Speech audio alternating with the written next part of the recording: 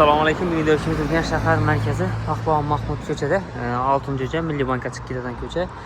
Hamma yer do'kon ko'rtusizlar. Ben taraflarimiz avvalgi esik bank zdaniyasi bilan ham do'kon qatorni.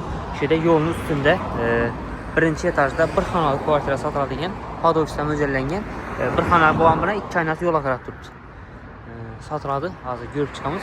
Lokatsiya va shim gap yo'q. Yo'lning ustida joylashgan. Eldam keng, eldinda parkovka etsizlar ham bo'ladi. Açıp Uzmarket İzmirut dedi. Tak. Bir de jasmin gülleri var da ben 6-joyda iş kılıp Ullu yolunun üstünde joylashgan. Esik banlı. Böyle getirebildiğin doğrusu. Pişikot svetofor baş.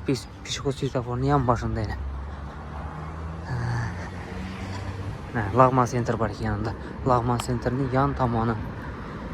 Eldinde yine Mesta köp. Pratik yola karak kaman. Tıkalıp polin üstü natural boğan işkileri açılgan ruhsatı var, eldine çıkmağa hem işkinin ruhsatı var. Bir yana kuxniyası, bir yanda opşi bir xanası, aran tarafta sanuzeli var. İki dükkan atıp açsanızda boladı. Plus minus 6 metre çıkadı elde. Ben olarak, ben işkinin, ben kuxniyanın oruna iki dükkan atıp arenda haber seyizde boladı. Alıp ya bir neyse faydalansanızda boladı. Dükkan atıp yolun üstünde. Çok kimeste şehrin ortasında. Pişikot svetofor. Ben ötkesiz Ahmetçiyiz. Obulgaz köçe. Çıkıp lokasyasına gap yok. Hadi içen kısmından bir kadar görüp ötemiz. İçen kısmından görüp ötemiz.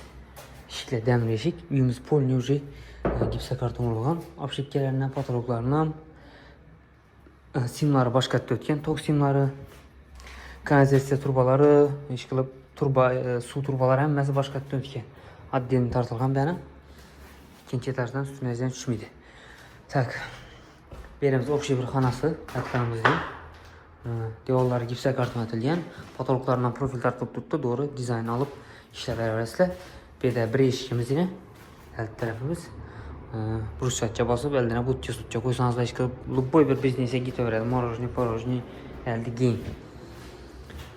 Ben tarafımızda bir kichkina xonasi var. Bir ofis etsingizlar bo'ladi.